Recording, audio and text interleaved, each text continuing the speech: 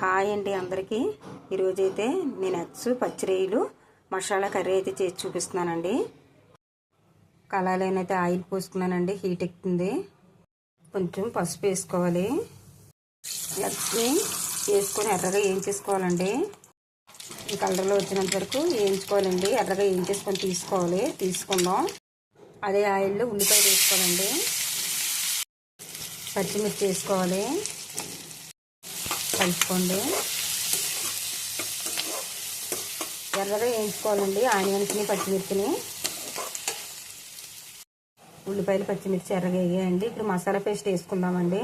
అన్ని స్పైసెస్, అల్లం వెల్లుల్లి ఆనియన్ కలిపి మసాలా పేస్ట్ అండి ఇది వేసుకుంటున్నాం. కలుపుకోండి. ఎర్రగా వేయించుకోండి మసాలాని.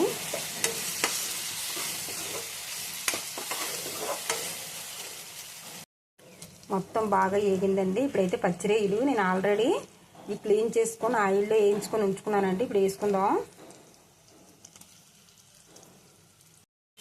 కలుపుకోండి.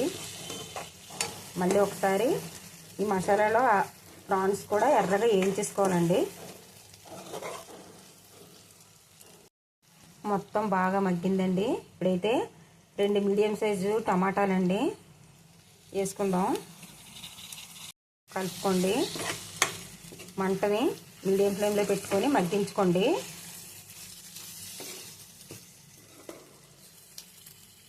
కొంచెం సాల్ట్ వేసుకోండి.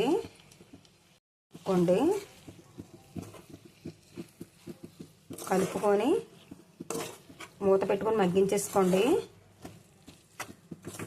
సాల్ట్ వేయడం వల్ల తొందరగా టమాటా కూడా సాఫ్ట్గా మగ్గిపోద్దండి. కారం వేసుకుందామండి. మీ కారానికి తగ్గట్టుగా మీరు వేసుకోండి. కలుపుకొని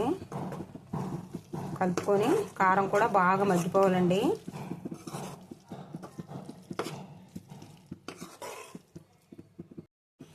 మొత్తం బాగా మగ్గిందండి.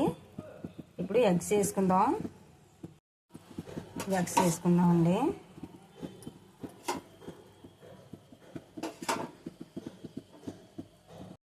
కలుపుకోండి. కాసేపు మగ్గించుకోవాలి. మొత్తం బాగా మగ్గిందండి. ఇప్పుడు కొంచెం వాటర్ వేసుకుందాము. మసాలా వాటర్ వేస్తున్నాను నేను. కొంచెం వాటర్ అయితే సరిపోద్దండి, మరీ ఎక్కువ అవసరం లేదు.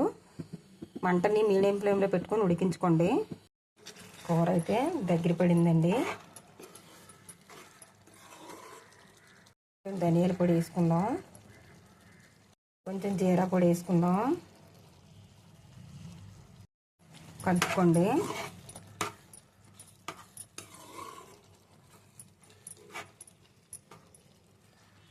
కొత్తిమీర వేసుకుందాం.